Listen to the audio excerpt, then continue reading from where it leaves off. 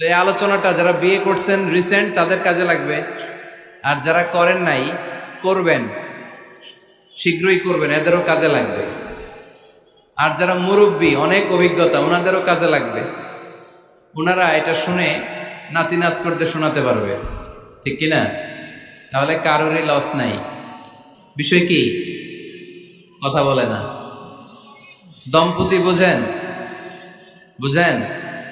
স্বামী আর স্ত্রী বানায় যেজন মিস্ত্রি, সে বড় আজব কারিগর ও মনরে, সে বড় কঠিন কারিগর, ঠিক কিনা?